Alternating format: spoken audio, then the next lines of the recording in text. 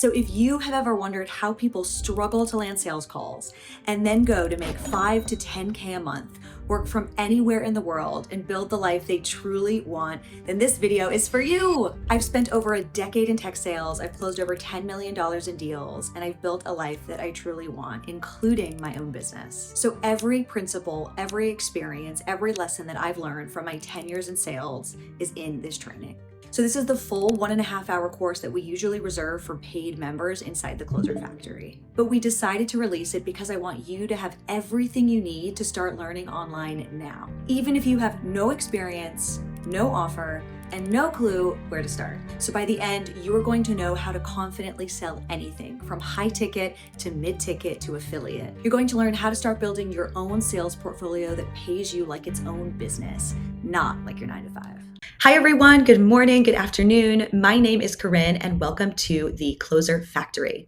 I am so excited you're here. This course has been built with so much energy, so much care, so much love and attention, and I am so excited to bring some of my tips, tricks, and resources to you as you move into the high ticket sales industry. So let's get started. Okay, so what is the sales funnel and why is it important? The sales funnel is a crucial concept to understand for working in high ticket sales. We are going to break down exactly what it is today. So I'll start by saying that if you don't understand the sales funnel, then you are not selling. You are simply talking to people and you're hoping that they buy. There is intention to consultative selling, there is structure to consultative selling, and there is a framework that you should follow in order to position your sale for success. So if you're not following the sales funnel, you're simply talking to people, you're hoping they buy without intention. We're going to get really good at understanding what the sales funnel is and navigating our buyers through it such that we can optimize for close. So let's get right into it. Here are the 5 phases of the high ticket sales funnel. We have the current state, the future state, closing the gap, pitching the offer, objection handling, and closing the deal. We are going to go through in depth what each of these stages are, the questions from a discovery perspective that you should be asking your prospects to guide them along this journey, the objections that you should be expecting and confidently handling in order to close the deal. So we'll start with current state, future state. We're going to move into closing the gap and pitching the offer in week 2, as well as objection handling in week 2, and then we'll end on closing the deal. So the first stage of the sales funnel is the current state. You need to identify what the customer's problem is today. You need to understand their pain points. You need to understand their challenges. You need to understand why they're coming to you to explore your offer. There are very targeted and specific questions that you'll ask in order to develop your understanding and their understanding of the current landscape. And we'll talk about those. The second stage is the future state.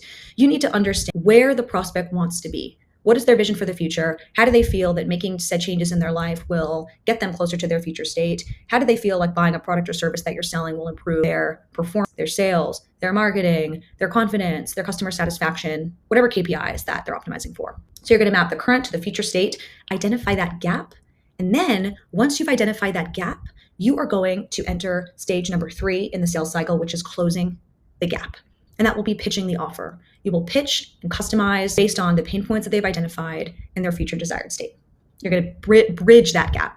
As part of pitching the offer, you will then inevitably handle objections. So that leads us to stage 4 in the sales cycle. You will handle objections. You might face pricing objections. You might face time objections. You might face product objections. You might face trust objections. It is your job to address those fears, those doubts, and that resistance to demystify how your product or service will help them get closer to their desired future state. And then lastly, once you've handled objections, once you've pitched the offer by bridging the future and current state, you are going to close the deal. The most exciting, the most fun, the most rewarding part. So you're going to decide on the offer, collect payment, get them signed up, provide them resources, etc. So if there's one big thing you take away from week 1, it is fundamentally understanding how the sales cycle works, what each of the stages are, the questions that you should be asking, the information that you should be collecting in each. That will confidently set you up for success to close the offer. So that is the high ticket sales funnel.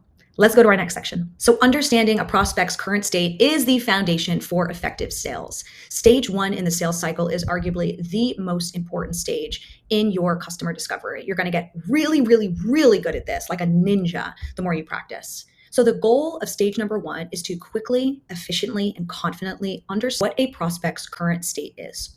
You'll want to actively listen, ask really targeted questions to understand what their current challenges are, what their current processes are today. That includes the tools, the systems, the habits, the behaviors that they exhibit, and the impact, most importantly, that these tools, behaviors, processes have on their personal goals. People ultimately buy products or services because they hope that said product or service will improve their life, right? That's probably a big reason why you've purchased this course today. So you'll want to understand what the prospect's current state is so that you can, number one, map the current state to their future desired state, and number two, pitch and customize your offer appropriately. So what you see on screen here are a couple of really great questions that you can kick off your conversation asking. Number one, walk me through your current process for X. You'll want to understand what their current behavior, process, or tool set is today for handling said activity. Number two, what's working well and what is not working well with your current approach for X. You'll want to understand what are their behaviors today that are going well and where do they see opportunities for improvement. That will help you position effectively your pitch and help you understand the gap between their current and their future state. And number three, what prompted you to start looking into a solution for this now? This gets at motivation. You'll want to understand why this prospect has booked a call with you in the first place.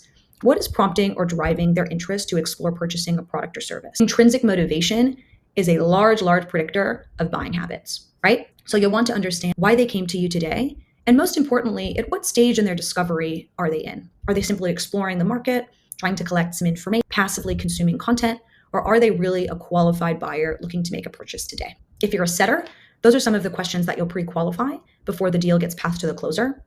And if you're a closer, you want to dig even more deeply into those intrinsic motivations so that you can identify the bridge and gap between current and future state, pitch the right offer.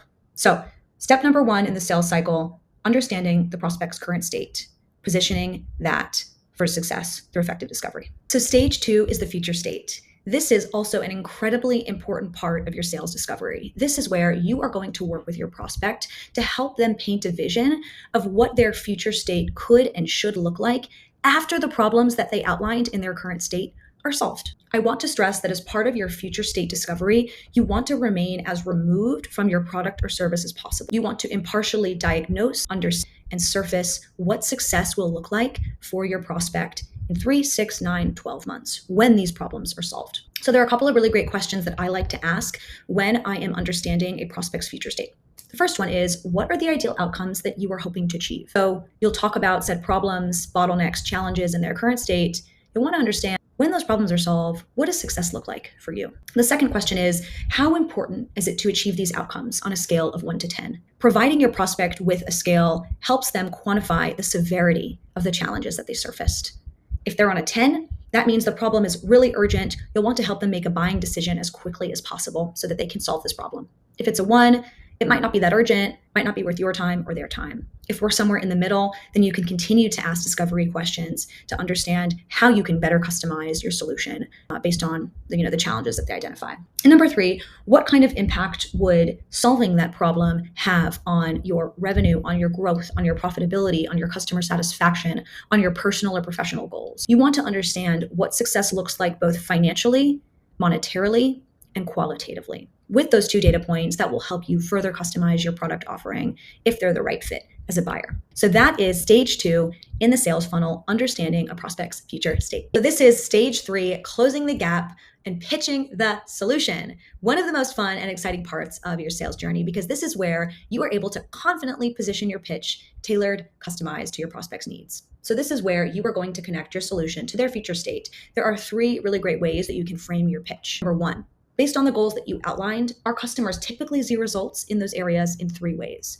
You're really leaning into the benefit of your offer, product, or solution. Great way to position and frame for all customer conversations, but primarily for those where the prospect is really, really adamant and passionate about changing their current situation and capitalizing on the benefits of making that change for their desired future state. Big incremental changes. You'll really want to focus on where customers in similar shoes see great results. The second, you mentioned pain points from stage 1 being XYZ. You talked about those being a big frustration. This product directly addresses some of those challenges in these ways. This is a great frame for customers who come to you with really, really strong pain points and challenges, frustrations, and they're looking for a way out. Directly leaning into how this product or service will help them get out of their current state as quickly, as easily as possible is where you should focus. The third point I'd love to make is that when I say pitch, what I mean is this is a consistent dialogue.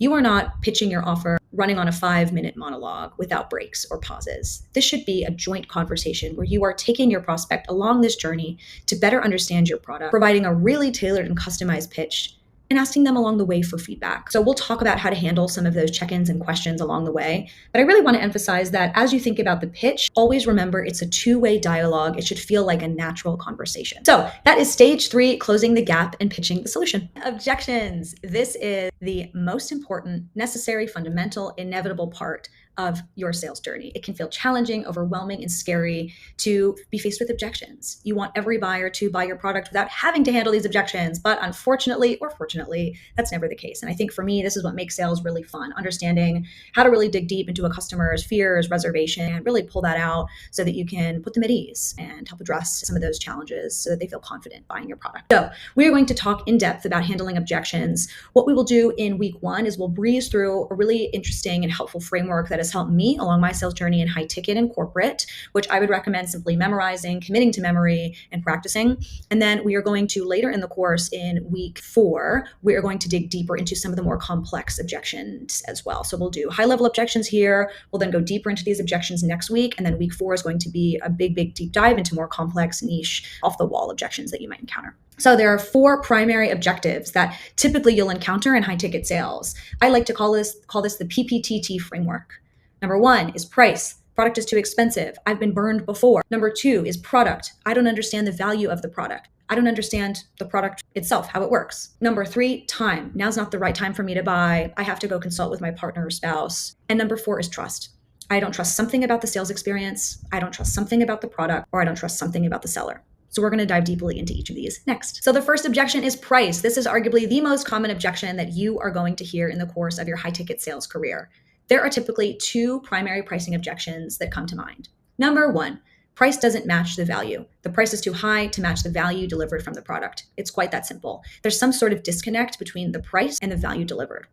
The second objection is, I've been ripped off before. I tried a similar product and it didn't work for me. I've purchased something before and it didn't work. So I have lots of bias as to whether this product will work for me, and the price is too high. So we're going to dig very deeply into how to handle pricing objections next week.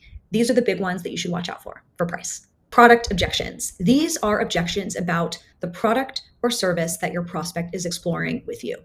2 big objections that I typically come across in high ticket sales and corporate sales. Number 1, I don't understand the product well enough. So this means that the prospect has come to you to better understand the offering because they are hesitant and unsure if they are ready to purchase. For whatever reason, the sales, the marketing collateral, the information available publicly has not provided them with enough confidence to influence their purchasing decision. And so it is your job as the closer and as the setter to help them better understand the product, specifically help them understand how the product can help them directly resolve challenges they're experiencing in their current state and get them to that future desired state. So that's product objection number 1. Number 2, value doesn't match the price. The price point feels too high. The price point feels misaligned with the value. It is your job as a closer and as a setter to demonstrate the value, the core benefits, the features of the product, such that it gives the prospect confidence in their purchase. Your job as a high ticket seller is value selling. You are positioning the value of the product without being pushy,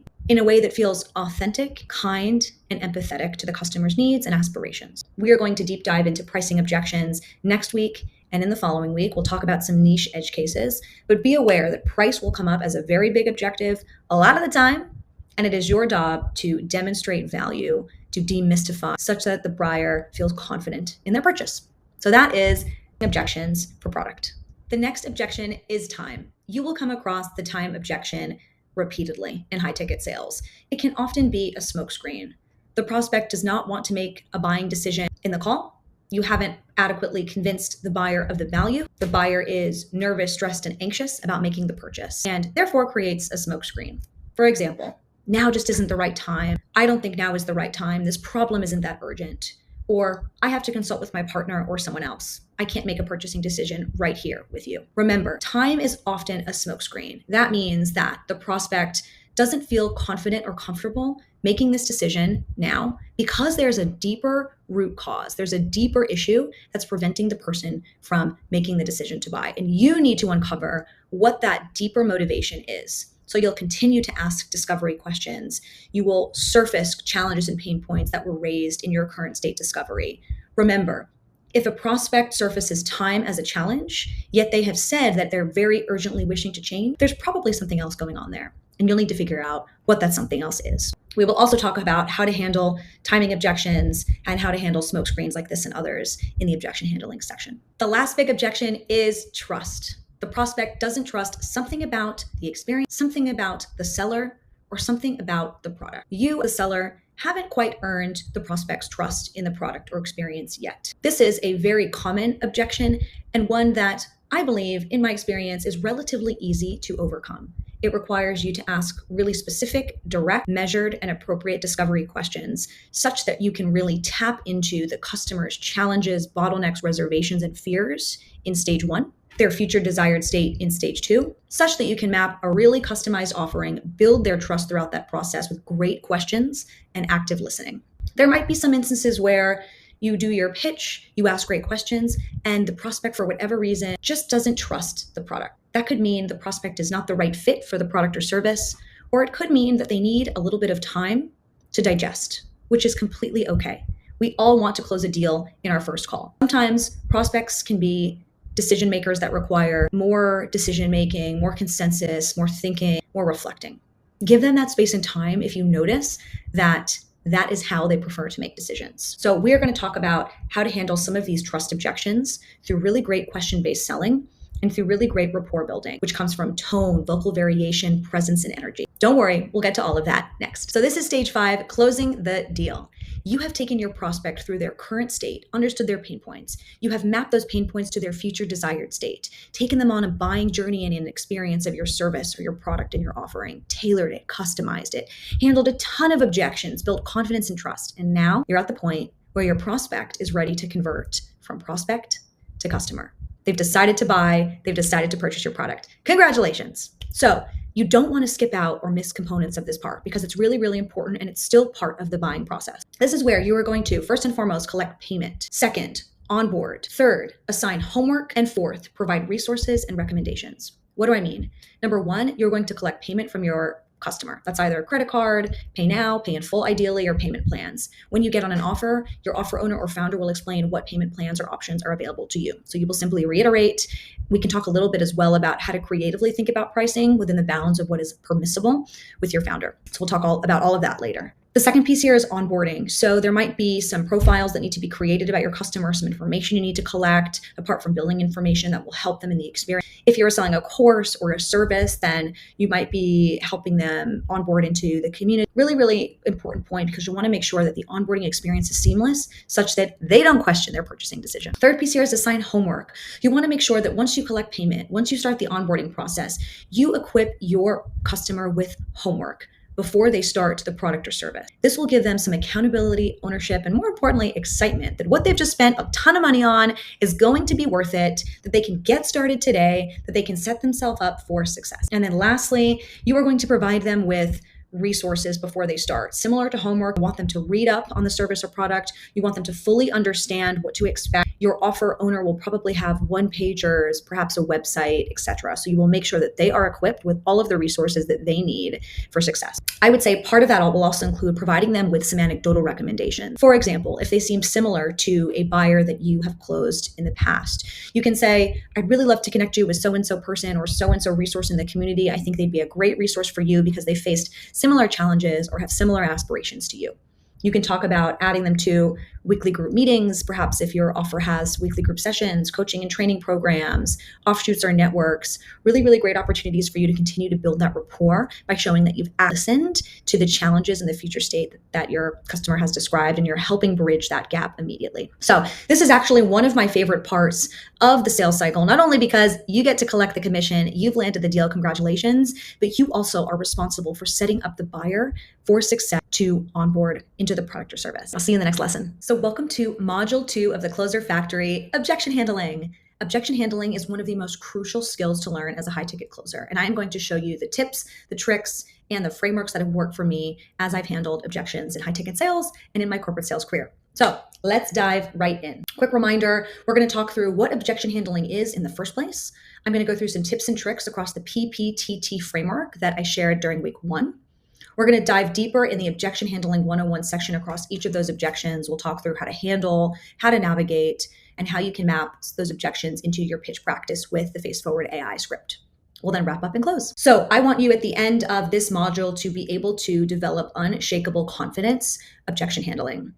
We know that objection handling can be one of the most scary, challenging, and overwhelming parts of sales. And I would encourage us to think about objection handling as actually being fun, engaging, motivating, and intellectually stimulating. And it can only get to that point if you handle objections again, again, and again, and become super, super confident over time. So, of course, that comes with practice. That's our objective for this week's course. So, what is objection handling and why is it important?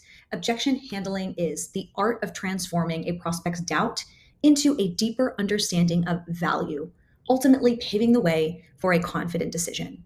The three important words that you need to take away from this are art, value, and confident decision. Objection handling effectively is an art. There's a song, there's a dance, and the best thing about objection handling is that you can learn that song and that dance with practice and with repetition. Value. The art of objection handling is effectively translating the value of your product and service into a customer's needs, aspirations, goals. We'll talk a lot about how to do that effectively in subsequent modules. And lastly, confident decision. Your goal as a high ticket setter and as a high ticket closer is to prepare your prospect confidently in their purchase, to inform them of the features, the benefits, and the value of their product such that they are able to feel extremely confident about their decision to purchase. So, super exciting to talk through objection handling. It is one of my favorite parts of high ticket sales. So just another quick reminder, here is our sales funnel that we learned in week 1. We talked in depth about building the current and the future state of your prospect, understanding their pain points, painting the vision for the future. We then also talked about the transition into closing the gap, bridging the gap between their current and their future state, and customizing your pitch or offer accordingly. We're now in the 4th phase, which is objection handling, addressing fears, doubts, and hidden resistance. After you effectively objection handle, you then can close the deal. So that's where we are in the sales funnel. I want to talk a little bit about some objective handling tips because I think it's really, really important that you keep these 4 things in mind as you face objections with your prospects. Number 1, stay calm. Stay calm. There is absolutely no rush to close. Each call for high ticket closing will typically last between 45 minutes to an hour. You have plenty of time to make up time throughout your sales journey and your sales funnel. So stay calm. It will allow you to more critically think and to handle each objection with clarity and focus. Easier said than done, I know. Number 2, remove emotion. I talked a little bit last week about the importance of discovering the prospect's future state and removing yourself from the product or offer in that process. This is critical. You will want to remove emotion from your conversation. You'll want to act as if you don't care whether the prospect buys your product or not. This will help you to guide them and act as a consultative advisor more effectively. We'll talk about strategies and tactics to remove emotion and to stay calm. The third piece here is dig a little bit deeper than layer 1. Oftentimes with objections, our first knee-jerk reaction is to take what our prospect says at face value. Typically, there are many smoke screens that our prospects will use in order to avoid making a purchasing decision. That can be because they're scared, they don't trust, they lack information. It's your job to dig deeper, to force the conversation respectfully and empathetically, to really tap into their buying decisions, their current state, their pain points, their challenges, and what they want in the future so that you can effectively handle the right objection. And number 4, respectfully challenge. That goes hand in hand with our third bullet. It is your job as a closer to challenge some of the pre-existing beliefs that your prospect has about themselves, about the world around them, and about the product. And this is what makes sales so much fun. You have the opportunity to guide your prospect towards the right buying and decision-making process by challenging their current ways of thinking. And we'll talk about how to respectfully do that. So these are the big 4 objection handling tips that I would like you to bear in mind throughout this course and beyond. Stay calm, remove emotion, dig deeper than layer 1 discovery questioning, and respectfully challenge. So let's dig a bit deeper into the pricing objection in our PPTT framework. As a reminder, pricing objection is typically price doesn't match the value, or I've been burned before, I've tried a similar product, it didn't work for me, or I found the value just wasn't there. So there are a couple of ways that you can handle this pricing objection. Number 1, acknowledge and stay as neutral as possible. Remember, remove your emotion from the buying and decision-making process. It's important to acknowledge how they're feeling. You'll want to make them feel assured that you understand that it is uncomfortable for someone to feel like they lack clarity with respect to the price and the value. So totally fair. The price should always reflect the real value. You mentioned XYZ challenges that you're looking to solve. I would love to take this opportunity to share with you how this product or service can address some of those challenges to get you to said future state. Are you open to that conversation? That open-ended question allows them to give you the opportunity to position or reposition your product or service. Number 2, dig deeper to isolate the gap. This is where you will want to get really, really good at question-based selling, digging deeper than level 1 questions. What part of the value feels like it's not lining up for you right now? You want to really authentically and truly understand where that disconnect is, where they're not seeing the ROI, where they feel like perhaps the timing isn't right, or they lack clarity on the product. Once you dig deeper and you understand where their real source of objection is coming from, that will allow you to remain laser focused to objection handle 1 to 2 objections max. That's typically what it takes, because usually if there's a pricing objection, it's a smokescreen and there's something deeper going on there. And it'll typically be they lack understanding of the value, they're scared to make the decision themselves, they need encouragement, or they need some more reassurance. So once you ask those questions, you'll be able to figure out really quickly where that reservation is really coming from. It's typically not price, especially if they've made it to you via a warm or a hot lead. They're interested, they probably could come up with the funds. They just need to be sold a little more consultatively. Number 3, reframe the value with precision. So it's important for you to tie the cost directly to specific outcomes that your prospect mentioned during your discovery phase, using their own words.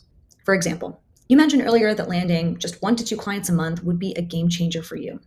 This system is designed to help you do exactly that, with content that attracts, positions you as the authority, and builds trust while you sleep. So really great opportunity for you to get really, really tailored and customized with your pitch. And number 4, anchor it in long-term value. This isn't just content. It's a system that frees up your time, builds your brand equity, and drives long-term client growth.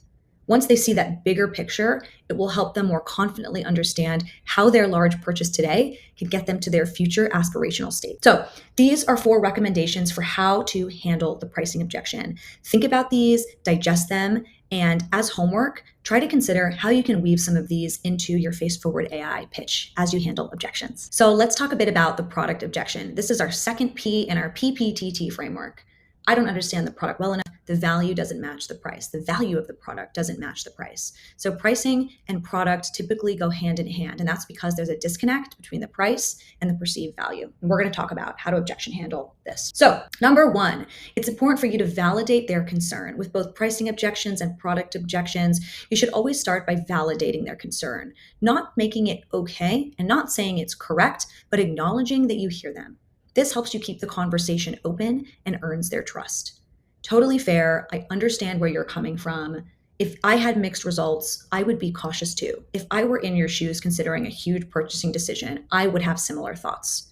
You want to build rapport and trust so that you show them that you are on their side in this buying process. Second, clarify the real issue. Dig into what specifically feels risky or unclear. This is where your question-based selling and your consultative sales skills, again, really matter. So you'll want to ask the prospect, what part of the product feels off or uncertain for you? This will help you turn the value objection into something that you can actually solve. You can't objection handle effectively, you can't close a deal if you don't know what the real issue or challenge is. Again, because there are many smoke screens that our prospects use to get out of making that decision to purchase. So you'll want to understand what's really going on there. What part of this product, what part of this experience, what part of this offer feels uncertain for you? Number 3, reframe with specifics and success markers. Show them how your product is different and why it's aligned with their goals. Show them how face-forward AI can actually transform their creative content generation process. Show them the visuals. Show them a reel of how easy it is to make. Get them really tangibly invested in understanding how the product works. You can even start with something like, unlike plug-and-play tools that you might have seen before, we custom train our AI models to use your voice and your content. That's why people get real engagement. And number 4, reinforce with credibility or proof. We all know when we are making a purchasing decision that social proof matters. This is your opportunity to bring up a case study, to bring up social proof, to reference Sally, who just bought from you yesterday, who is a very similar customer profile as the prospect you're speaking to now. One of our clients felt the exact same way. They were burned by other services, or they weren't sure if this was the right decision for them.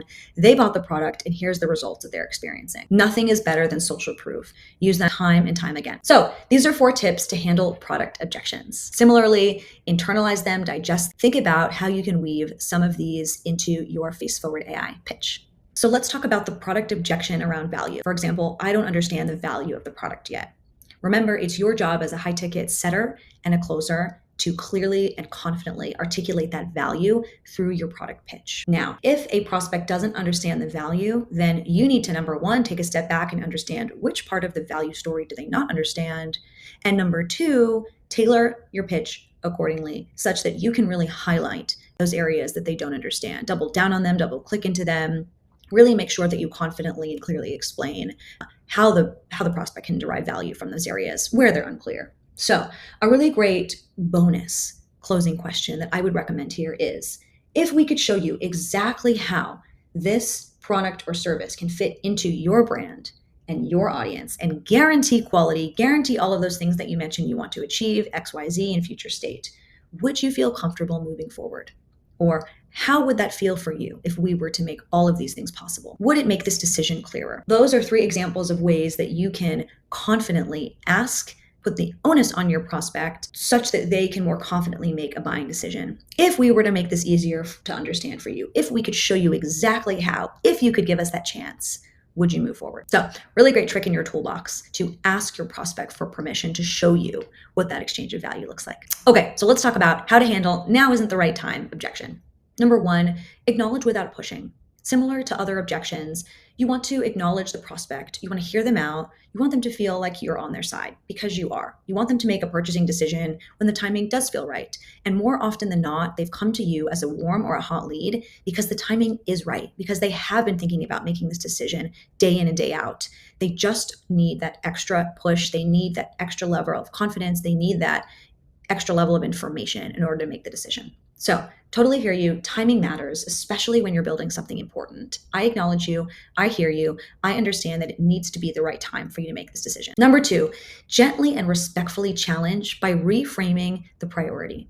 So you want to ask them, out of curiosity, what would need to be true now for this to be the right time? You want to really curiously ask them, well, what do you need in order to make this decision? Is it truly a timing thing, or is it more about clarity on direction? That will help them pause and reflect and signal that you're not just here to close a deal. You're not reading off a script. You're genuinely curious and helping make this buying decision as easy as possible by understanding what would need to happen in order for the timing to be right. That shows them that you have different levers and that you can work with them. The 3rd, reconnect to the cost of waiting.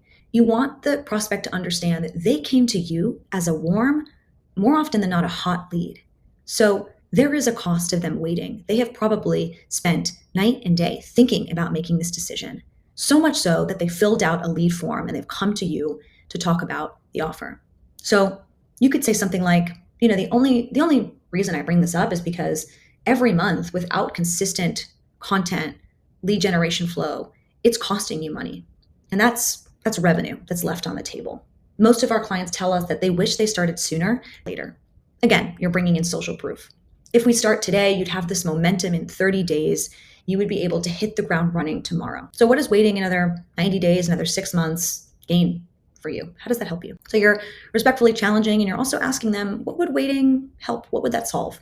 Similar to our second point here, you'll want to reframe and help them really process and articulate to you how they see the cost of waiting and what that really means for them. And number 4, anchor to future regret and vision. For example, you've got the expertise, you've got the offer, you've got the intent. Timing will always be messy. We both know that timing is never right. For example, when I started to use face-forward AI, I was working 3 different jobs. I was producing my own content day in and day out. I was starting to build a family. There is never going to be the right time. So would it be crazy to at least try to start to onboard now? Try to make a change right now so that you are not stuck in the same spot in 3 months from today. Again, they have come to you as a warm or a hot lead. They need that coaching. They need that reminder. They need that motivation that they have come to you so that you can help them solve this problem today, not tomorrow, not 3 months from now. So those are 4 ways that I would tackle the timing objection. So let's talk about the second time objection, which is I need to talk to my partner or spouse. I'm not ready to make a decision today. I need to consult someone else. So this objection is typically a smokescreen. There's something deeper going on. You are going to, number 1, acknowledge their situation. I totally get that. If I were making this kind of decision, I would also want to consult my partner. Is your partner available now to join the call so we can discuss the offer together? You'll want to drive that urgency and ask for that commitment for the prospect to loop their partner into the conversation now. Second, if they say the partner is unavailable, schedule a follow-up conversation as soon as possible with the partner. Bring up your calendar, provide 1 to 2 availability slots, either end of day the same day or tomorrow morning, as soon as you can. Reschedule the call. At that moment, you don't need to continue to sell into the prospect. You'll simply end the call and you'll give the prospect some homework. Before we meet with your partner tomorrow, can you please do these 2 things with me? Share the offer overview with your partner, explain the pricing models, and then we are going to talk through these 2 things together. Does that sound good? You'll get that confirmation from them. So that's number 1. Number 2, you'll want to take the opportunity to discover the real root cause. So wait a minute. Hold on a second. 5 minutes ago, you told me that you wanted to change XYZ aspect of your life, that you were facing ABC challenges. Do you still feel like this is the right fit for you? You'll remind them that they already committed, that they already shared that they're ready, that they already had these challenges or issues. Once they say yes, they're interested, they'll probably then most likely in most situations give you the real root cause. Yes, I'm interested. Yes, I said this. It's just I'm scared to do X or Y, or I don't have the money for X or Y, or I just feel like I don't quite understand this aspect. At that point, you'll get the real root cause, and then you can objection handle more narrowly. And number 3, use scarcity or timing to anchor urgency. If you have the opportunity to provide them with an extra 1-to-1 15-minute session with you post the call for onboarding, if you have the opportunity to show them the platform you're selling, to provide them with the onboarding experience, you should offer the opportunity to do that. We have 2 onboarding slots available. I can get you set up today. I can orient you on the platform and show you XYZ things that I know will drive success across the 3 areas that you mentioned prior. How does that sound?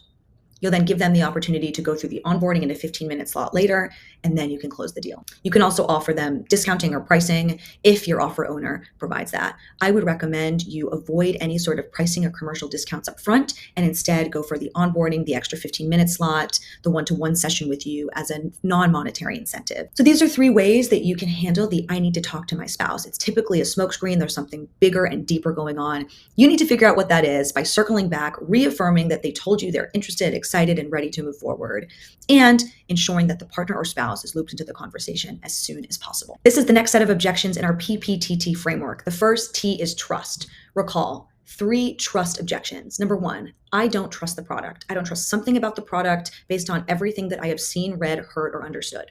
Number 2, I don't trust the seller. There's something about the sales experience that I just don't trust today. I don't trust this conversation with you. I don't trust what you're telling me. It's giving me some sort of reservation. And number 3, I don't trust the experience. There's something about the sales experience. There's something about the buying process. There's something about the process that I have experienced, the interaction with you and the founder and the offer in the company that I just don't trust today.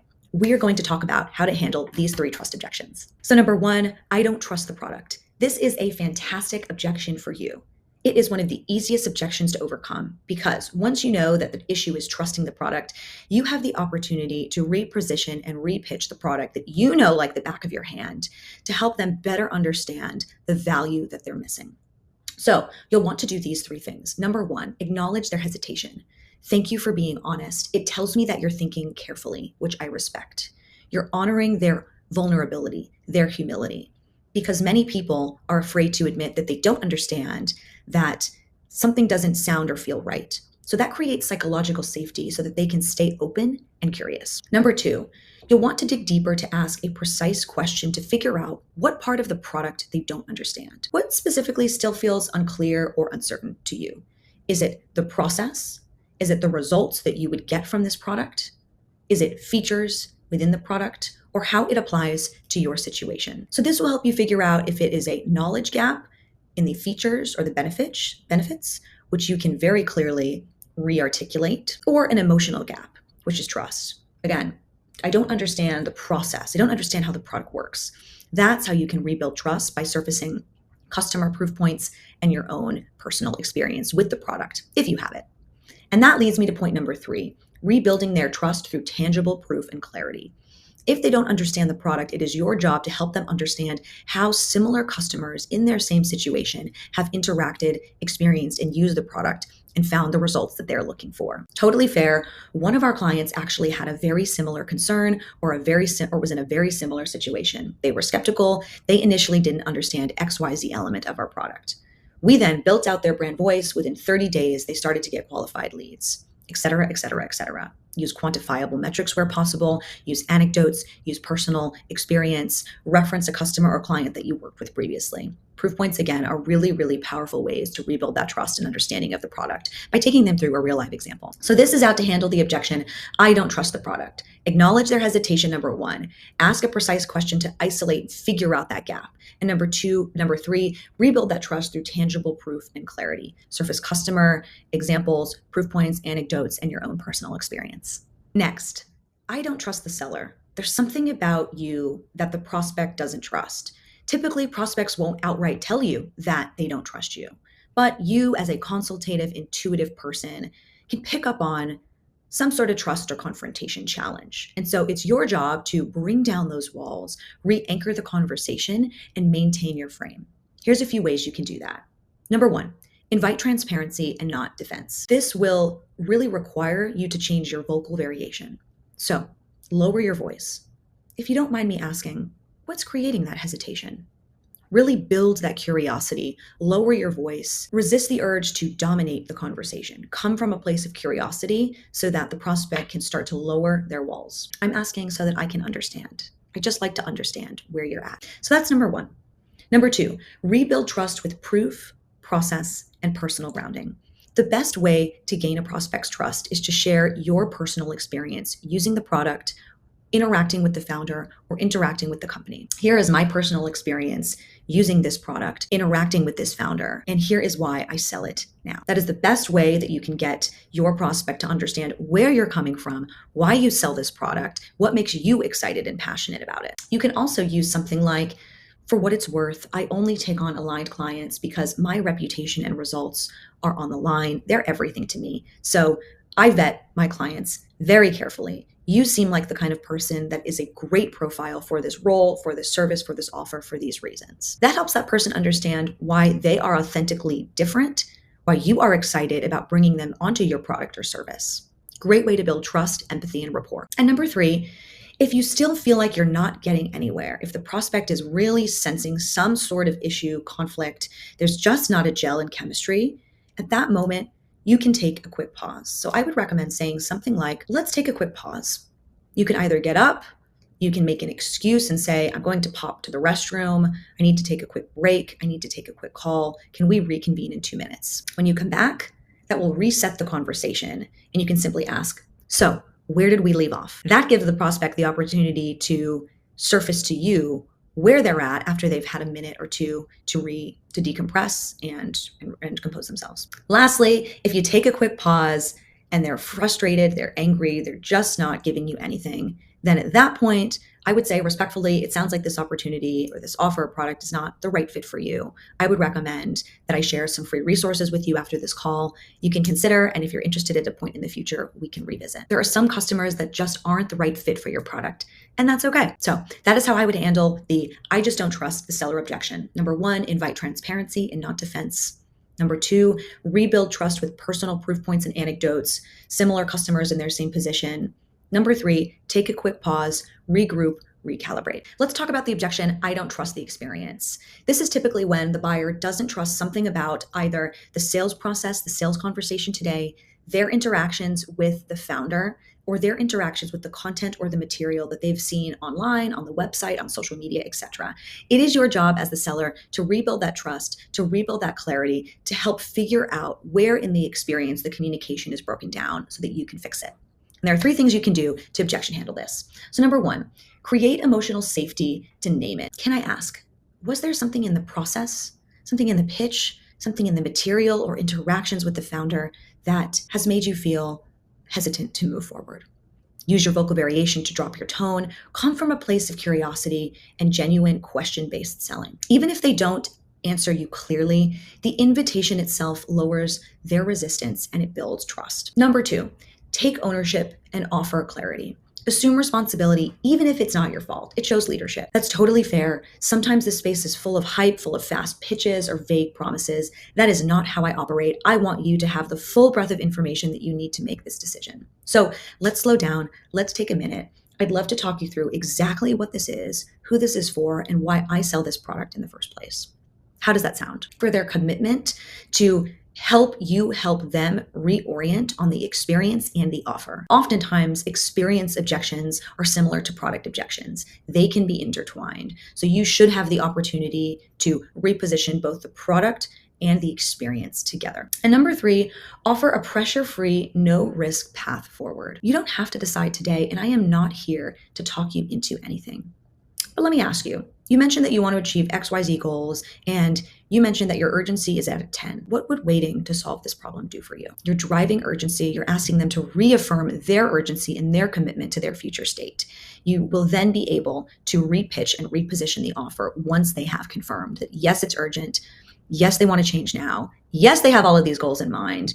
But there's just something about the experience that they need more clarity, understanding. So these are 3 ways that you can handle I don't trust the experience. Number 1, create emotional safety, to name it. Number 2, take ownership and offer clarity. And number 3, offer a pressure-free path forward by asking the customer to revalidate their urgency and their goals. Congratulations, you have completed Module 2 of the Closer Factory Objection Handling.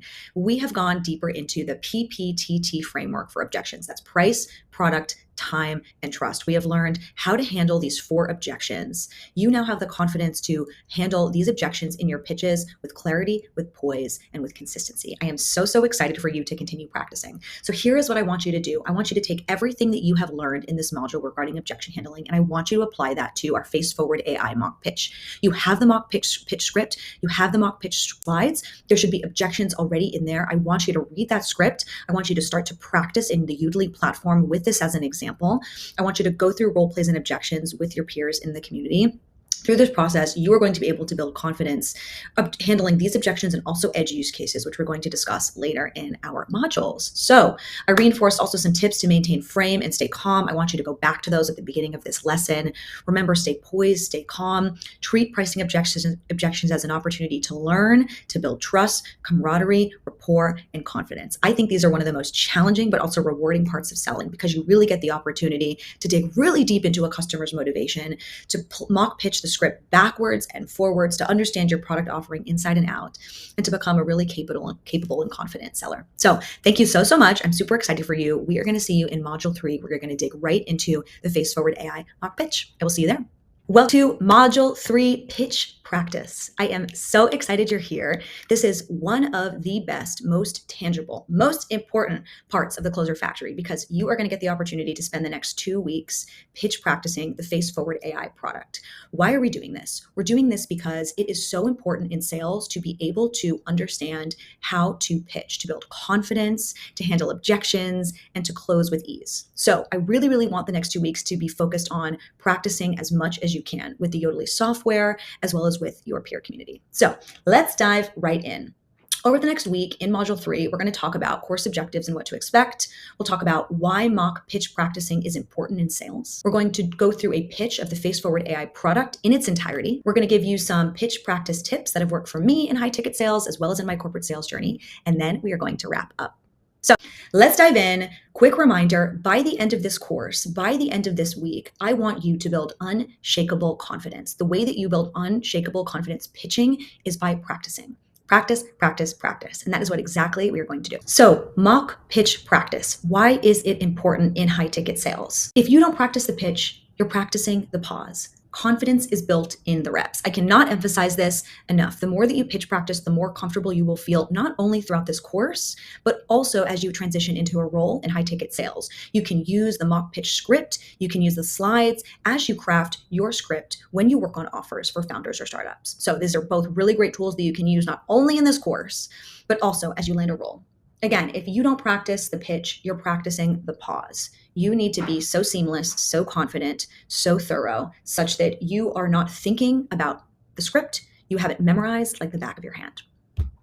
So quick reminder, here we are. This is the high ticket sales funnel. We've talked about current state, future state, closing the gap, as well as objection handling. Closing the deal is all about getting your pitch perfect. So we are in stage 3 of the sales cycle. We handled stage 4 last week, objection handling. We're now going back to our pitch practice. Stage 3, where we're going to practice the pitch, get really, really good at the pitch. And then we are also going to start to weave in objections that are common for this pitch. And then we already know our current and our future state questions that we're going to ask. They're also in the pitch script. So you can refer to those at any point. Okay, so here is your task for this week. You are going to use the prepared script that I have created, that I have crafted specifically for you for this Face Forward AI product.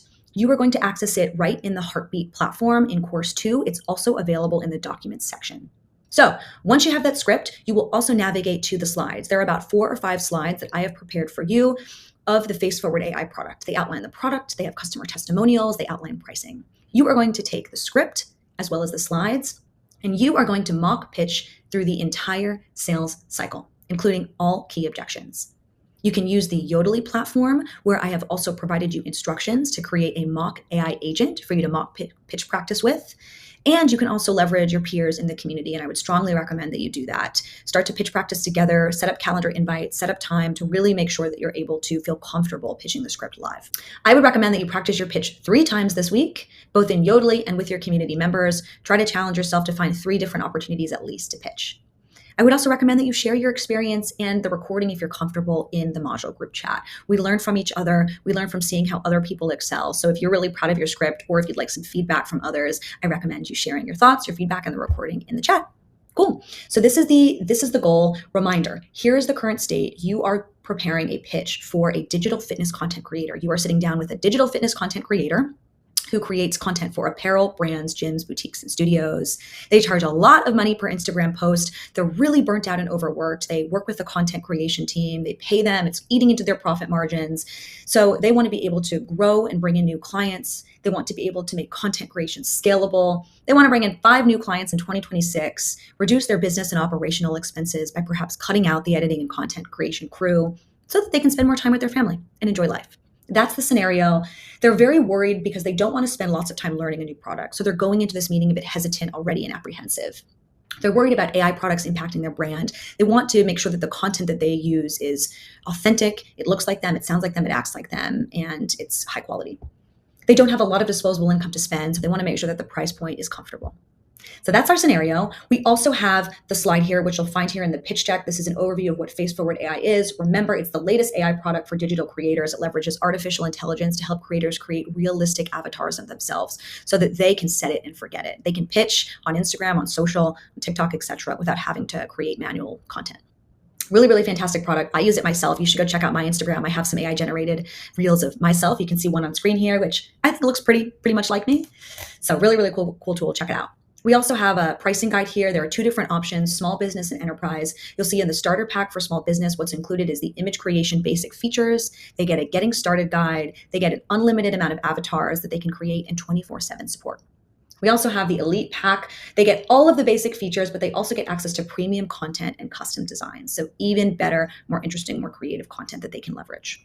2 different options. You should practice learning how to price, how to ask discovery to figure out which option is best for them. And all of that is included in the script. So have fun. Let's get started. So practice, practice, practice. This is the most critical, the most important part of the Closer Factory. You are going to spend the next 2 weeks practicing your Face Forward AI pitch. You are going to learn the pitch inside and out. You are going to become confident in objection handling every objection that comes your way, such that when you walk out of this course in the next 4 weeks, you are going to feel like a complete ninja and a rock star. This is how I got started preparing in high ticket sales. This is how I prepare for all of my corporate sales meetings, and it's provided tremendous success. And I know that you can accomplish this, and I want the same for you. So there are 2 opportunities for you to practice. Number 1, please reach out to the folks in the training program.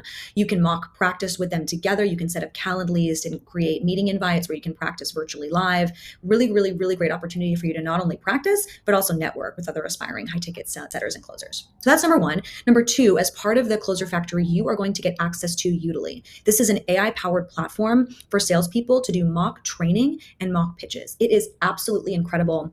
I use this platform for many, many years. I am so, so excited that you get the opportunity to use it as part of this program. What I have created is an AI agent who is specifically fine-tuned in order to work with you to help you mock pitch practice the face-forward AI script. You can find the parameters for the Udely AI agent in the course module as well as in the documents section. So you are going to navigate there, you are going to download the document, and then you are going to create a profile in Udely. You go to udely.com. It's completely free. Once you log in, you are going to start to update in the parameters section here your parameters. I'm going to give you them. You're simply going to copy and paste, and then you are going to be presented with an AI agent for you to start practicing your pitch. So I'm super, super excited that you get access to this. I have done all of the legwork for you to create this AI agent so you don't have to do it yourself. I think you're going to find a lot of value in practicing both on Udely as well as with your peers in the community. So I'm so excited to hear how it goes. Please give me some feedback and let me know what your experience is like, and I will see you soon. So in this next series, I am going to talk to you about some tips for pitch practicing. We know that mock pitching is essential in sales because it builds real-time confidence. It sharpens your delivery and reveals gaps in your process before you're live with actual prospects. You want to get all of the kinks and all of the nerves out before you're in front of customers, and practicing is the best way to do that. It's the fastest way to turn theory into instinct. When the pressure's on, you perform, you don't panic. That's really the goal here. So we can think of practice as our sales gym. The more you practice, the stronger you get. So we're going to go into some tips that have worked really well for me over the years, and I know that they'll be helpful for you. So the first tip here is empathy. As a sales professional, you need to have empathy for the customer. You need to be able to effectively put yourself in the customer's shoes to understand their perspective, to understand their reservations, their fears, and their aspirations. Easier said than done, but there are a couple of ways that you can build empathy effectively. The first is focusing on their why. This takes place typically in our current state assessment, our sales stage 1. You want to be able to ask really great question-based selling questions in order to dig really deep into their why. Why are they on the call today? What made them decide to book a call? What is going on in their life that's inspiring? What is going on in their life that's uninspiring? What gets them out of bed in the morning? A couple of different questions, really specific and targeted so that you can really quickly and efficiently focus on their why. Number 2, share relevant client stories. A great way to build empathy is to be able to showcase how similar clients who are in similar shoes experience success over time with your product. The minute that a prospect can see that they are similar to other buyers, the more likely they are to feel confident in their purchase. Number 3, ask impact questions. We've been talking a lot about question-based selling. You have a whole list of really great impact questions in the Face-Forward AI mock script. I wanted to emphasize that the more targeted and tailored and specific your questions are, the greater ability you will have to build empathy from the gate. So if you were talking to a business owner, you'll want to talk about revenue, costs, operational efficiency, customer satisfaction, etc. If you were talking to a fitness content creator, you will want to talk about content creation, productivity, the tool sets they use, their clients, their portfolio, etc., etc. Number 4, acknowledge and validate their feelings. It goes without saying that you want to be empathetic and acknowledge how the customer may feel, what they believe, and how they may perceive the world. It might not be right or accurate or factual, but the ability to acknowledge and understand their fears and reservations around taking the next step in their journey, making this next purchase, is going to be a really powerful way for you to build empathy and trust. We talked a lot about some of the ways to do that in our last section. The last one, listen actively and reflect. Listening actively means not having a to-do list in your brain about all of the questions that you need to ask your prospect. Listening actively means knowing your pitch backwards and forwards, knowing your customer personas backwards and forwards, and knowing the customer persona that you are speaking to right now. That will help you take a step back and not feel the need to think about the next question you want to ask. That comes from practice. So those are some tips for building empathy. So you put empathy into practice. The next tip is vocal variety. Vocal variety is extremely important in consultative sales, especially in remote selling, where you can lose a prospect's attention in a matter of 30 seconds. People can choose to not turn their camera on. People can be multitasking. People can be driving. People can be walking. People can be doing 100 other things, and you need to keep your prospect engaged. You can see how I'm using vocal variety right here to add tone and depth to the conversation. So here are some tips and recommendations. Number 1, slow down. Use strategic pauses to let key points land. This creates a bit of drama and excitement. So for example, over the next 5 minutes, I am going to take you on a journey to show you how Face-Forward AI will completely transform your life. Are you ready? One example of how to use slowing down strategically, creating a little drama and excitement. They're on their edge of the seat, waiting to hear what's next. Second, speed up for urgency, build momentum or excitement. You can typically use speeding up for urgency when you are in the latter phase of the sales cycle. So you're looking to book, to pay, they've already committed, great opportunity for you to speed up. For example, all right, super excited to get you started. Now I'm going to walk you through the payment plan. If I could just have your credit card details, we're going to run through option one, and then I'm going to set up your profile. How does that sound? It's ready to go. We're popping, we're here. Let's get you set up. I'm excited. Number three, lower your tone for authority. Dropping your voice signals confidence and control. So we don't want to sound like this when we're giving a pitch because that doesn't sound professional. We want to keep our tone even keeled, low, authoritative. This is particularly helpful for women who tend to have a higher vocal pitch. Try to keep that in mind. Next, raise your tone for curiosity or questions. This is really effective during your current state assessment as well as your future state assessment. So sales stage 1 and sales stage 2. Just out of curiosity, what made you decide to book this call? Or just out of curiosity, what made you decide to book this call? You can see I'm genuinely curious. I'm authentically asking the question. It creates trust because I'm curious. I want to learn more. Lastly, match energy with empathy. Mirror the prospect's tone. This is really, really important. You want the prospect to feel like you understand your world, that you are vibing in the same energy, that your energy is not mismatched. So if you get someone who is really, really positive and really, really enthusiastic, dial up the energy. If you get someone who is even-keeled or who is maybe even apprehensive, keep a more moderate, keep a more balanced tone. Hope these tips are really helpful for using vocal variety in your pitches. I'm excited to see what you can deliver. The next tip is all about tone. Tone, like vocal variety, is so important to communicate confidence, enthusiasm, and professionalism. So here are a couple of tips for maintaining great tone. Number one, lead with calm confidence. Your tone should signal certainty, not desperation. You know this offer like the back of your hand. You know why this offer is tremendously valuable for so many customers. You're not desperate to make the sale. You're not desperate to win the deal. You are so confident in the offer that it would be silly for your prospect to not choose to buy with you. Calm confidence. Number two, sound curious, not scripted.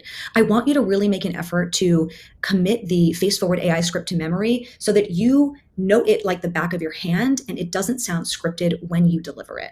You want to be curious. You want to speak with your prospect, not at them. And that comes with asking questions throughout your pitch, checking in. How does this feel? You mentioned this earlier in our conversation. What do you think of that? You talked about wanting to achieve X or Y. How does this feature in the product sound? For other customers, this feature has helped them achieve X or Y.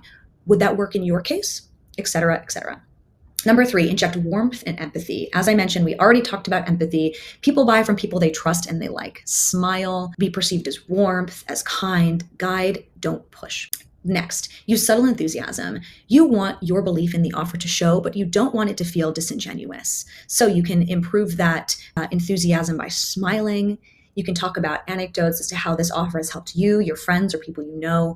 You don't want to sound fake. You don't want to sound scripted. So that, again, will come with practice and authentically believing in your offer. And lastly, end strong and certain. Close your sentences with finality to signal deep and direction. We are going to talk about how to land effective pricing. In many situations, our sellers can feel very worried or not confident when they're presenting pricing. I want you to sound strong, direct when you deliver pricing. We're going to talk about how to do this. One example is, so we have two packages on offer. The first one is $99 a month. It's going to get you all of these features. The second one is $139 a month. You get all of these features. In addition, you get access to customized content creation. I think number one package would be great for you for these three reasons you mentioned. How does that sound? Strong, certain. You've provided consultative advice. So here are some tips for elevating your tone. The next tip is all about cadence. Cadence is how quickly you are speaking. Cadence is really, really important in your pitch to keep your prospect engaged, excited, and invested. So a couple of different tips. Number one, vary your rhythm. Don't speak in a flat, robotic pattern. Mix up your pace to keep attention. You notice that I am speaking in high tones. I am speaking in low tones. I might speak slowly to get my message across, to create some drama. And I might speak a little bit quicker when I want to exhibit confidence. So vary your rhythm to keep your prospect engaged. Number two, pause with purpose. A well-timed pause creates space for impact and lets key points sink in. For example, there are three big benefits that you will realize purchasing face-forward AI. Number one, better content. Number two, faster content. And number three, more sales. You can see I pause before each of those. That creates a little bit of suspense. Number three, avoid filler words. Keep your cadence clean by cutting out like and you know. The Udily software will be really effective to help you.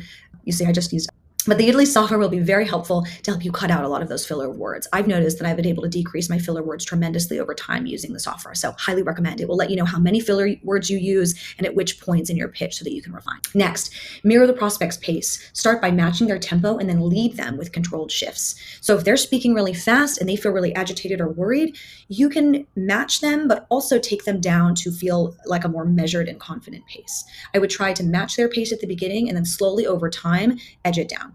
Next, let silence sell. After asking a powerful question or dropping your price, pause. Silence creates that tension. Don't backtrack by trying to fill words into the conversation once you've presented price. Let the silence sell itself. You'll remain power, composure, and confidence. So those are my tips for cadence. The next tip I want to talk to you about is posture. Posture is such an underrated and important tip in sales. Now, most of us will be closing remote deals, and so standing and presenting our pitch will not be relevant. However, there are ways to elevate your posture when you're sitting in front of a camera that will make you come across as confident and poised. So let's talk about some of those tips. Number one, stand or sit tall and centered. We all know that when someone is slouching, they don't look confident. They look like they're closed off. You want to really elongate your spine, stand with your broad shoulders or sit with your broad shoulders in the middle of the screen. You look professional and poised that way. Back straight, shoulders back. The next tip is maintain open body language. Now, this includes using our arms in an open position like this when we are explaining a concept, when we're walking through a slide deck. It's a little bit more challenging, I recognize, to do this when we are seated. However, if you have the opportunity to position your camera a little bit farther away from the screen, and you can take your hands up and really use them to gesture, to point, and to emphasize, that will keep your prospect's attention and will also exude confidence. Number three, use purposeful gestures. Incorporate natural, unexaggerated hand movements. This is a really great gesture to exhibit power and poise. Really good one. You can also use your hands in order to count if you're explaining 3 points that I want you to take away as an example. Next, mirror subtly your prospect. So if you are on camera with your prospect and they are smiling, they're positive, they're excited, you should also mirror that posture. If they are disengaged, if they're not looking at the camera, I would strongly recommend you don't mirror negative posture. Instead, you exhibit the behaviors that you hope your prospect would also exhibit. So essentially, treat others like you want to be treated, right? Pretty simple. You want to remain professional. You want to remain poised. You want to be looking directly at the camera. Next and last, one of my favorites, leaning in slightly. So when you want to emphasize a critical point or you want to make sure that your prospect really, really understands something that is impactful in your storyline, lean a little bit more forward, get closer to the camera. That will also impact your audio. They'll be able to hear you a little bit more clearly. The sound will be louder, and that will give you the opportunity to vary your vocal variation as well. So you can kill 2 birds with 1 stone. So those are my tips for posture. I'm excited to see you put this into practice. So I wanted to mention that there are various buying personas that exist in the universe, right? And in order to understand how to land a deal effectively, it's going to be your job to quickly identify what type of buying persona you are meeting with. A buying persona is essentially a customer profile. It is a set of characteristics that define how a type of person purchases a technology, solution, offer, or tool, how they ingest information, what their learning style is, a whole host of factors that inform their personality and propensity to buy. So the sooner we can figure out what our prospect's buying persona is, the easier it will be to customize and tailor our tone, our pitch, our degree of empathy, and our presentation. So here are some buying personas on screen. Number 1 is the analytical buyer. So the analytical buyer will be focused on data, logic, and ROI. This is someone who will be really interested in the quantifiable metrics around value for your product. Make sure you understand what those quantifiable metrics are and you have them in your back pocket if you are presented with an analytical buyer. Number 2 is a relationship-oriented buyer. These are people who prioritize trust, collaboration, and long-term partnership. They're perhaps less interested in the price and they're more interested in who are the types of relationships and people they're going to meet through this experience. Can I trust the seller? Can I trust the founder?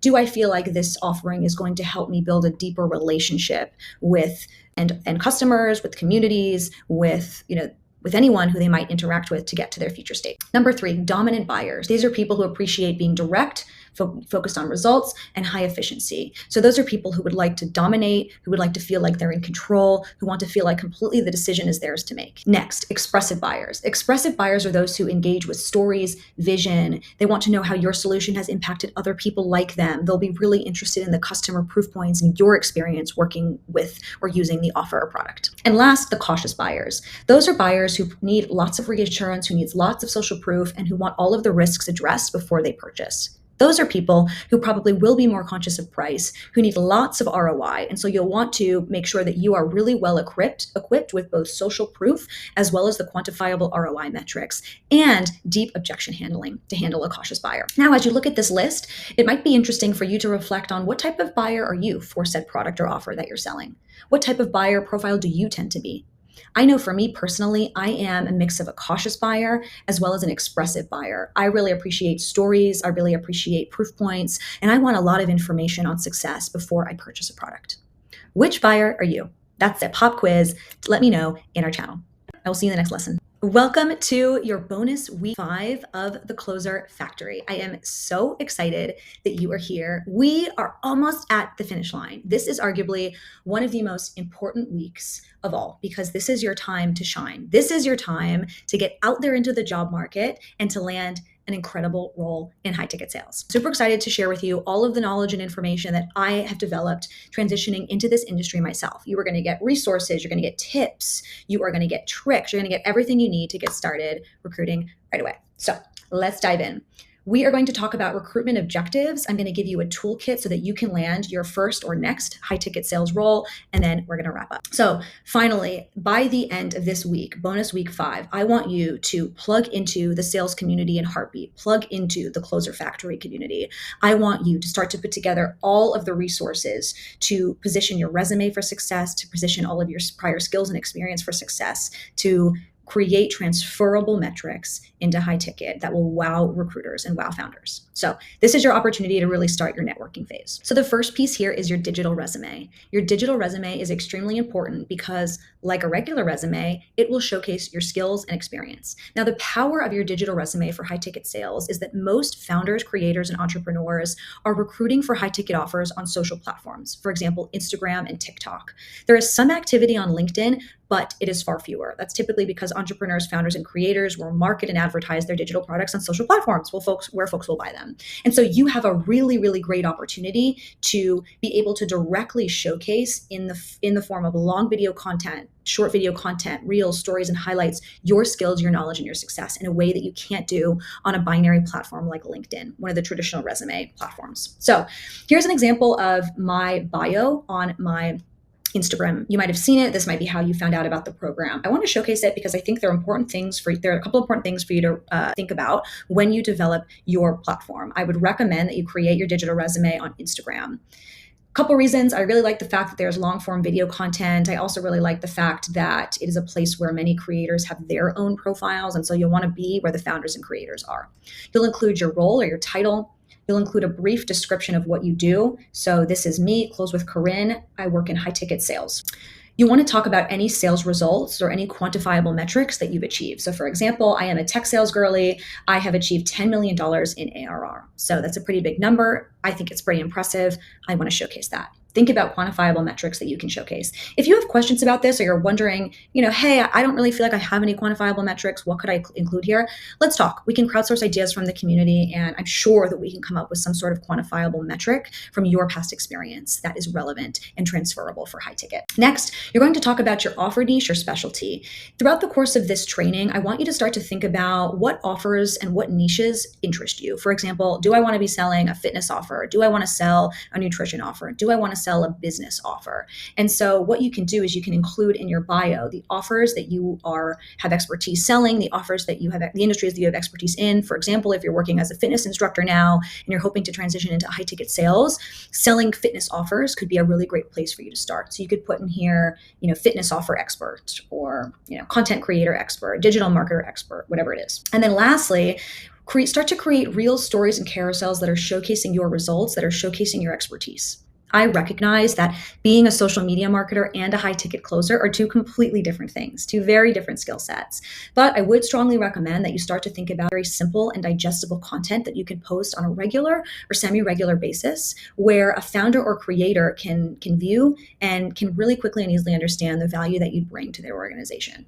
We can talk a lot about this in our live sessions, but I really want to emphasize this point that you need to start to think about yourself as not only a high ticket seller, but also as a thought leader. And how can you showcase that in creative ways on your digital resume? So these are some tips for starting to create your digital resume. Whatever questions you have, please ask them of me and ask them in the community. If you need any help crafting your bio, we can certainly do that together. So thanks so much. So let's talk about your Loom video. This is a really, really important part of the recruitment process. Many founders and many entrepreneurs, many creators will ask you as part of the interview process for you to submit a 1-minute Loom video. Loom is a platform where you can create really easy, really quick, really short videos. You can record your screen, you can record yourself. And so I would recommend navigating to Loom and understanding how that platform works. There are many other competitors like Trello out there. You can use anything, but what you want to do is start to prepare a 1-minute video advertising yourself so that you can share this video with founders, creators, and recruiters who you're interested in working for or working with. What I've pasted here on screen here is an example of the script that I prepared and used to create my Loom video. So I say, hi, I'm Corinne. I'm a New York City-based, account executive at Google. I've spent the last 10 years doing this. I've worked in sales. I've led multi-million-dollar deals. And then here are my quantifiable metrics for high ticket closing. I have X in cash collected for offers ranging from 3K to 25K with close rates between 30 and 40%. Making these numbers up, but just an example. Here's what I specialize in, and here's what I'm available for. I'm looking for 1 to 2 aligned partnerships. Those are founders with proven offers, et cetera, et cetera, et cetera. My goal is to scale with a founder that is doing great work. And so DM or book a call with me directly. So you can even use platforms like ChatGPT to refine your pitch. I would strongly advise you keep it to 1 minute and you record yourself on Loom, look professional, look polished. And then this will be a great asset for you to have to simply share with recruiters and founders. You can say, hey, check out my Loom video. I'm really interested and I'd love to talk. Okay, so I want to share some thoughts with you on how to think about recruiting across various platforms for high ticket sales roles. So I think there are primarily 3 platforms that you'll want to use as recruitment tools. I could probably add a 4th, which is like WhatsApp or group chats, group text threads that have been popping up that I have been added to over the course of my high ticket sales career. So there's a lot of inorganic recruitment as well. But the main organic and formal channels are number 1, Instagram. So what you want to think about on Instagram is creating your digital resume. And as we talked about in our last video, starting to create stories, reels, and carousels to showcase your expertise to founders and entrepreneurs who might visit your page and want to understand a little bit more about what you can offer them. When you use Instagram, you're going to also search for roles and founders by simply using the search bar to search for keywords like high ticket closer or digital offer or high ticket offer. That will start to bring up and surface relevant creators and founders who are offering products that you might be interested in selling. So that's a bit about Instagram, really important, powerful tool. Many creators and founders are on Instagram, as you might already know. And so I would recommend really focusing a lot of your time and your energy there. LinkedIn is probably a less traditional path for high ticket closing and setting roles. LinkedIn, as you might be familiar with, is a traditional professional platform for recruiting, for looking for jobs, for finding talent, for finding open job opportunities. In my experience, when I've searched on LinkedIn, there are high ticket offers. They're, in my experience, few and far between, but I think and expect that LinkedIn will probably start to grow as a platform as the high ticket sales industry evolves and matures, and as creators move from small startups into bigger companies. So you're going to similarly in the toolbar search for high ticket closer in the search bar. You'll probably find a lot of jobs in the tech industry on LinkedIn in particular, because a lot of those companies tend to create LinkedIn profiles. But it could be across any offer. And lastly, TikTok. TikTok is obviously a great social platform. Similar to LinkedIn, you're going to create stories, reels, carousels, TikToks. You could probably cross-pollinate both of those platforms by posting the same content on each, just to expand your reach. You're going to search similarly in the toolbar for high ticket closer. One idea that might be of interest to you if you're particularly creative is you could start to think about using the TikTok shop to create your own digital product. So if you have a resource or tool that you find really interesting or compelling for other high ticket sellers, start to productize it. That will showcase that you are a thought leader, that you're helping out the community, and it could be another way for you to generate some extra income. So these are the big platforms that I would think about when recruiting for jobs: Instagram, LinkedIn, and TikTok, as well as lastly, more organic and informal channels like WhatsApp groups of recruiters that you might get added to over the course of time. So happy recruiting. So my next tip for recruitment is joining a sales coaching program and a community. And congratulations, you have already joined the Closer Factory. So you are already part of a growing high ticket sales community and a great training program. In my opinion, I'm a little biased. One of the reasons why I think joining a coaching program and a sales community is so important is because this industry is really all about relationships, and you want to broaden your network such that you can find really great job opportunities, you can help others recruit into the industry, and you can grow your skills. So congrats, you're already in the Closer Factory program and community, and I'm super excited you're here, and I'm going to do everything I can to help you excel and to get a job in high ticket. I would recommend you do a couple of things. So please take advantage of the job board channel. You have been added to this channel where you will find a whole host of growing opportunities for setter roles and for closer roles. You can simply scroll the channel and you'll be able to access all of the job opportunities that are posted there. If you hear of job opportunities, share them there. If you see others that folks have posted, DM, reach out to them. This is really intended to be an interactive place where you can get access to the latest and greatest live opportunities in high ticket. I mentioned the importance of pitch practicing over and over again. Don't stop pitch practicing just because week 3 and week 4 are done. You want to make pitch practice an organic part of your week. Try to pitch practice live with one person, at least one person once a week. This will keep your skills fresh, and it will also help you when you're interviewing, because you might be asked to do a mock pitch on the spot. You want to have those objection handling skills. You want to have those customer discovery skills nailed. And last one, as I mentioned, start to really interact with the recruiters who are going to be in the job board channel. There'll be recruiters in addition to high ticket setters and closers and aspiring high ticket setters and closers. So make them your best friends. Happy recruitment. So now that you're part of the community, now that you've started to put your digital resume together, now is going to be when you continue to interview and pitch practice. So you're going to start to take all of the skills that you've learned pitch practicing face forward AI and make that transition into practicing for your interviews. The great thing is, because you've done so much pitch practice with face forward AI, if you are to encounter a live mock pitch, you will now have all of the tools in your toolbox to objection handle and to do effective customer discovery as well as to close. So I want you to start to practice explaining your digital resume. You will have already created your Loom, so you have that in your back pocket. Try to, as best you can, memorize that so that it sounds organic if you are to deliver that pitch live, because most likely you will send a founder or a creator your Loom video. They'll be excited to meet you in person, and then you'll have an interview where you'll relay a very similar story. So you'll want to have that pitch down live. You'll want to make sure that if you are a current seller, perhaps you're in a corporate sales role looking to make the transition, or you're in another sales role, like a door-to-door sales role, you want to make sure that you have quantifiable metrics. Again, total number of deals closed, average close rate, average ARR, total contract value. We're going to talk a lot about these metrics throughout this course as well as in our group chatter and chat. But you'll want to make sure you have those quantifiable metrics. You'll also want to make sure you have your motivation down. This can sometimes be overlooked, but what this means is, why are you trying to make the transition into high ticket sales? Why do you want to work for said founder? Why do you love their offering or product? It goes without saying that you'll want to sound passionate, but this is where you really want to have a watertight story about why you were making this pivot into high ticket sales and why you want to work specifically for that creator. We can talk a lot about this in our live coaching sessions as well.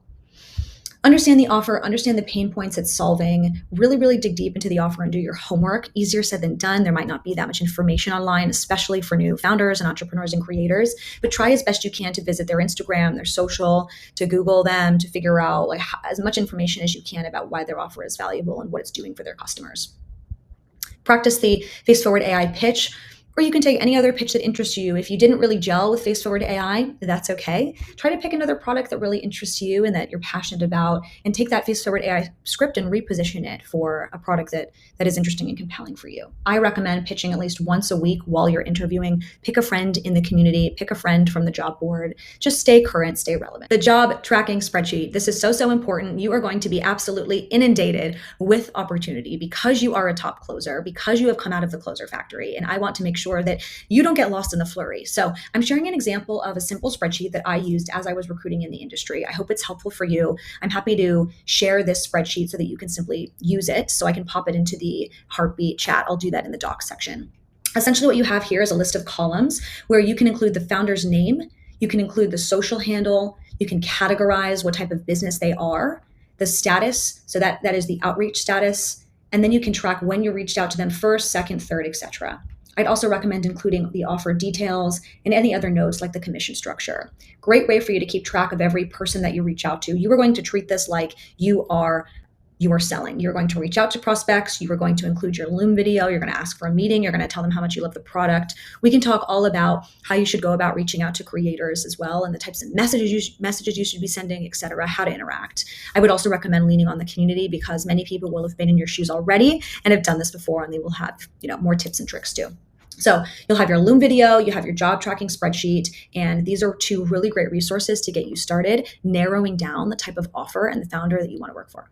So here are some considerations that I would bear in mind when I am considering an offer. Remember, you are a top high ticket setter or a closer. You have come out of the closer factory so prepared to land a job. You should be targeting only the top offers. So when you are inundated with high ticket offers, when you are struggling to choose which ones to work on, I want you to consider these criteria. Number one, does the product solve a real customer problem? Is this person or founder simply creating a product to make money, or are they addressing a real tangible need in the market? We can talk about what a tangible need means. You can surface some of these products and share ideas with folks in the community and get their perspective as well. I would strongly recommend you do that. Second, is the founder passionate, dedicated, responsible, and responsive? We all know that starting a company is stressful, it's time consuming, it's overwhelming. And so while founders have very little time, the ones that are really, really able to excel are those that give their sales team the time and attention that they need to build a world-class sales organization. So you'll want to understand if that founder is not only passionate, but are they responsible and are they responsive? That will ensure that you have the right resources and foundation in place to set you up for success. Next, are there customer testimonials? If you are working on a legacy offer that is mature in the market, you will want to see customer testimonials. What are people saying about the product? Are there tons of bad reviews about the product? Where are those bad reviews? Because obviously bad reviews that are visible on the internet will impact lead volume, will impact lead gen, and impact your ability to generate commissions and close deals. So you want to understand what sort of customer appetite is there in the market and what information exists online. Next, clear, transparent, and consistent pricing. Is there clear pricing that can be found online? Is it transparent? Is it competitive? Those all indicate it's a mature, valuable offering that is priced effectively in the market. Next, your commission percentage. Your commission percentage should be this should say 10 to 20% for closers and 5 to 10% for setters. You should make sure that for any offer you're on, you have the opportunity to land at least a 10% commission on each deal, period. Lastly, you want to make sure that the pipeline is warm, that there are high quality leads. So ask those sorts of questions to understand what their lead gen and what their lead funnel looks like. Do they have high quality leads? What is their average lead volume per day, per week, per month, etc.? You'll want a really, really healthy pipeline because as we know, there are no-shows. There are no-shows basically. And so you're going to want to make sure that you have a really robust pipeline because sales on average requires 3x the pipeline to close.